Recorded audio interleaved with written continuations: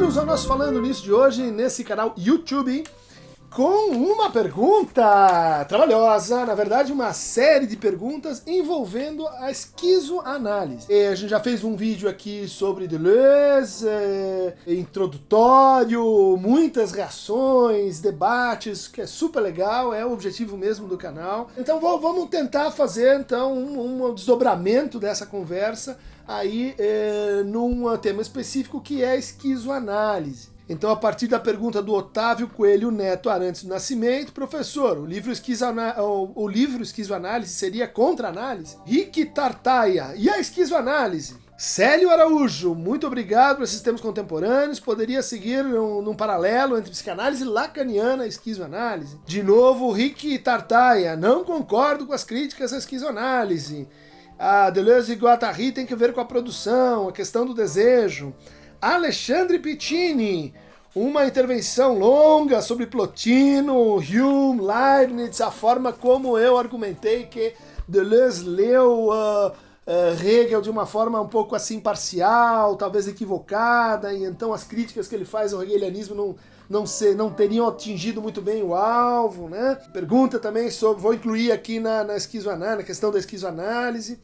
Lucas Labanca, adoro o canal, queria falar sobre esquizoanálise e análise institucional em relação a Lacan. João Holanda, gostaria de compreender melhor a psicanálise com a esquizoanálise, daí ele puxa a conversa para o anti-édipo. Cauê Pascoal Kopczynski, interessante, penso que os animais genericamente teriam sim consciência, mas não consciência desse fato, consciência da consciência. Me parece algo que a esquizoanálise de Deleuze e Guattari nos estudos sobre a psicose pode dar a luz a essa questão. Então são muitas perguntas e vamos tentar contemplar isso num segmento de conversa. Não imagino que a coisa vai se esgotar por aqui, né? E eu começaria então lembrando que o Anti-Édipo foi escrito em 72, 73, publicado, né, por Deleuze e Guattari. Nessa parceria, Deleuze confessa, assim, não tinha contato com a loucura, não entendia muito disso. O Guattari, o Félix Guattari, era discípulo e analisante do Lacan, e que foi responsável, vamos dizer assim, pela escrita das maiores partes desse livro. Para discutir esquizoanálise, que me parece assim, ser um complemento prático, né, um programa clínico derivado do Anti-Édipo, eu vou trabalhar com o livro O Inconsciente Maquínico, do Félix Guattari. Justamente o subtítulo é Ensaios de Esquizoanálise, que é um pouco, então ele que tem uma experiência clínica mais constituída, mais longa, ele se dedicou a explicitar o que seria a esquizoanálise. Logo no começo, a gente poderia marcar assim o que ele coloca como os 8 princípios da esquizoanálise. E que eu estou compreendendo, já nessa introdução tá vindo essa ideia, né, que a esquizoanálise ela é uma derivação da psicanálise, né? Ela, como tantas outras teorias, ela é uma forma de criticar, tentar fazer outra coisa, mas nascida e criada dentro da psicanálise, mais especificamente dentro do lacanismo, né? É uma reação à psicanálise e especificamente a certas teses do Lacan, aí nos anos 70, nos anos 60. Então esses 8 princípios, vamos analisá-los, né? Diz lá o Guattari: não impedir, ou seja, parece ser muito compatível com deixar a associação livre fluir, né?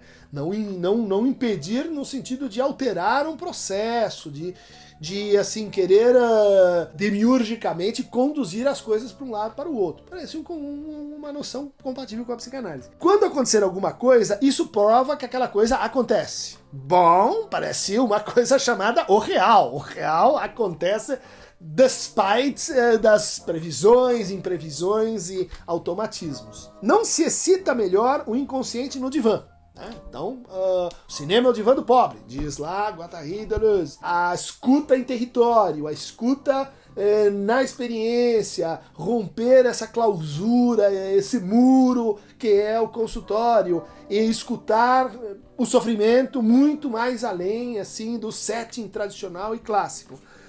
Sim, parece que está valendo, é uma ideia muito interessante. O inconsciente compromete quem se aproxima, quer dizer, tem inconsciente nessa história, né? E ele compromete, ele suga, né? Ele produz relações de o quê? De identificação, ele produz relações de projeção, ele produz relações de transferência, ele produz relações de discurso, ele produz relações de linguagem, ele produz relações de desejo, ele produz, vai acrescentar, então, o Guattari, relações de força, de poder. Legal. Mas estamos na área. As coisas importantes não acontecem quando nós esperamos. Um princípio em tudo compatível com a ideia de real em Lacan, né? Com a ideia de ruptura, de corte, de que a gente tem expectativas que tendem a se autoconfirmar e de que, no fundo, a neurose, a psicose, a perversão são sistemas de clausura do sujeito num mesmo universo autoconfirmativo. Então, essa ideia de que existe um descompasso, um desencontro, tanto no nível da psique, né, quanto no nível do automaton, ela é fundamental e está aqui na esquizoanálise e é compatível com a psicanálise. Sexto princípio: há diferenças entre transferências significantes e transferência asignificante. Bom, mas é claro, sim, ela está questionando essa ideia de que a transferência seria um processo envolvendo o saber é conexo com a cadeia significante, suas significações e a suposição de um sujeito a esse saber, mas é em tudo convergente com a ideia, sim, lacaniana, de que a transferência não é toda significante, ela tem um objeto A, que não é feito de matéria significante, um objeto A que é causa do desejo, um objeto A que é informe, que é disforme, que tem que ver com aquilo que causa o amor entre as pessoas, e mais particularmente o amor de transferência, né? Então há uma diferença entre a vertente do objeto e a vertente do significante na transferência, bem observado pela esquizoanálise. Sétimo princípio: não há nada adquirido. Isso significa que que seria o oposto do adquirido, dado. Bom, isso parece uma referência ao Spinoza, também ao Nietzsche, a ideia de eterno retorno, e uma crítica do educacionismo em psicologia, em psicoterapia, né? De que a psicoterapia, no fundo, é uma aquisição, né, de coisas novas que estão assim nos faltando e que daí a gente precisa dominar esse saber para mudar a nossa vida. Há um tanto de apoio do Guattari na etologia, essa única psicologia verdadeira, segundo Lacan, né? Nessa ideia de não adquirido, ou seja, inato, de que nós temos disposições comportamentais que vêm pelo fato de a gente estar na espécie humana, Homo sapiens, que tem uma história filogenética. Bom, tem essa conotação, né? E me parece uma crítica pertinente, né? De que a gente não deve olhar para a psicoterapia como um processo aquisicionista, mas também me parece fraca essa oposição entre inato e adquirido, fraca no sentido de datado, né? Nature and nurture. E isso é muito anos 60, muito anos 70, né? E o último princípio, que é a ideia de princípio é suspeita a priori, né? Um passe muito auto-irônico, né? 8 princípios, mas o último é de que não acredite em princípios. Mas isso tem que ver, então, com um movimento mais amplo de fundamentação do fazer esquizoanalítico, que eu acho que aí a gente vai encontrar expressivas diferenças, porque a esquizoanálise começa com uma crítica do Saussure e seu dualismo, língua, fala, significante, significado. Vai para a crítica de Lévi-Strauss, né? Quer dizer, o fundamento levi-straussiano da psicanálise lacaniana está sob suspeita. Vai para o dualismo significante-significado no Lacan, que não é bem um dualismo. A teoria do... O que é o significado para o Lacan? Me diga onde está a definição de significado do Lacan. É quase que um crítico que dissolve essa noção. Essa não é uma noção forte no Lacan. Talvez significação, sim. Talvez tenha noções conexas. Mas, bom, a crítica é feita a partir desse dualismo. E também é o dualismo Foucaultiano entre arqueologia e genealogia, né? A esquizoanálise ela vai trazer uma coisa muito interessante, que vale a pena levar em frente, que é assim, e as relações de poder entre analista e analisante? E as relações genealógicas de poder entre quem tem o saber suposto e quem não tem, né? Isso vem lá do Nietzsche, muito interessante. Bom, a esquizoanálise tenta enjantar na prática. Mas ela muda também o fundamento linguístico, né? Não mais Saussure, mas então quem, né? Peirce e Chomsky, né? O Chomsky, seu dualismo entre performance, né, e as disposições inatas cerebrais para a linguagem, né? Que é uma teoria muito promissora. A Syntactic Structures era um livro fabuloso, mas que não chegou, né? Não se confirmou ainda. Cadê os dados empíricos, né? Para fundamentar isso? Não tá. Mas é uma ruptura metafísica que está em jogo aqui, né? Uma inversão do platonismo e, portanto, uma crítica àquilo que seria uma clínica da representação, paralela a uma crítica da filosofia da representação, uma filosofia moderna, né? Descartes, Kant e Hegel. Substituindo então a ontologia da representação por uma ontologia do sentido, criticando a ideia de ser e voltando assim para o sensível. No fundo, esse é um programa não divergente do que a gente vai encontrar no Adorno, por exemplo, ou talvez no Lacan mesmo, né? Recuperação de ideias como contingência, indeterminação. Nosso trabalho aí sobre o conceito de determinação produtiva mostra que Deleuze e Guattari têm razão. Isso são noções axiais, né? Diversidade, singularidade, contingência e indeterminação. Bom, todas elas são noções muito importantes para a clínica, né? Mas há um problema, assim, onde aí a gente vai se separar, que é quando Guattari propõe, assim, recusar universais, e o Édipo seria, assim, essa universal fundamental, e colocar no lugar disso fluxos, né? Colocar no lugar disso multiplicidades, colocar no lugar disso, assim, a operação com diferentes registros semióticos na clínica, né? Com o corpo, com a música, com a invenção, com a criação, com o fazer. Isso é muito legal, mas a fundamentação disso tem que ver assim com essa ideia de fluxos e de vontade de potência no Nietzsche e recusa dos universais. Assim como Nietzsche é um crítico, né, do Hegel, como Kierkegaard, e essa linha de retorno à empiria, né? Retorno ao empirismo transcendental, como se define então aquilo que seria a base filosófica de sustentação da esquizoanálise.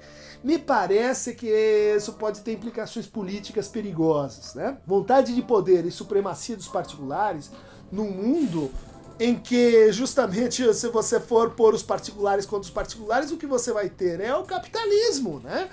É o capitalismo jantando todos os particulares, os fluxos e as multiplicidades. E vontade de poder numa situação assimétrica, será que isso não sanciona os poderes instituídos, né? Nós vamos fazer um vídeo sobre o Nietzsche, mas é um pouco suspeita essa ideia.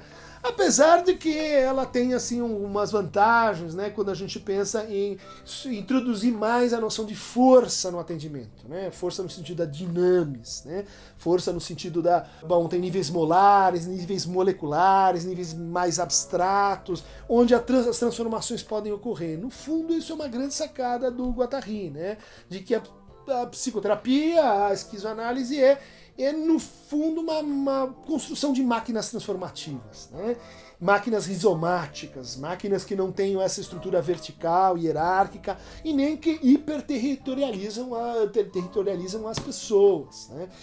No fundo, a esquizoanálise ela tem que ver com uma crítica do nosso sintoma assim, institucionalista, nosso desejo de encontrar lugares fixos no mundo, de encontrar presenças onde, enfim, a gente recuperaria a harmonia, e que a narrativa de Édipo seria, e o conceito de complexo de Édipo em psicanálise seria um instrumento para isso acontecer. Sim e não, acho que essa ideia da desterritorialização e da reterritorialização interespecífica, né? Eles usam aí os exemplos da natureza, me parece muito legal, e é uma proposta que tem no Brasil assim muitas pessoas trabalhando com isso, na saúde mental, justamente porque essa parte assim da crítica das instituições e das subjetividades institucionalizadas, né? Justamente eles vão mobilizar uma outra teoria de linguagem para isso, os estoicos, os megáricos, isso tudo é super interessante e de fato tem uma abertura muito potente, né, para usar uma expressão da esquizoanálise, que é bacana. A demonstração clínica em o inconsciente maquínico é um pouco fraca, ela padece, aliás, de problemas que a gente vai encontrar no lacanismo também. Ela está muito baseada numa leitura assim, clinicalista de Em Busca do Tempo Perdido, de Marcel Proust. Mas legal, é muito interessante, tem descobertas e inovações aqui sendo trazidas para a teoria da transformação e para a teoria da interpretação em psicanálise. Então está feito aí uma introdução semicrítica, seminômade do inconsciente maquínico do Guattari para a gente continuar essa conversa. Para receber mais fragmentos e fluxos esquizo, né? Não confundir com esquizofrenia. O esquizo, o princípio da divisão e da não unidade, o princípio do diverso sensível. Para receber mais fragmentos, então, do diverso sensível, clique aqui no Aqueronta Movebo. E ficamos por aqui hoje.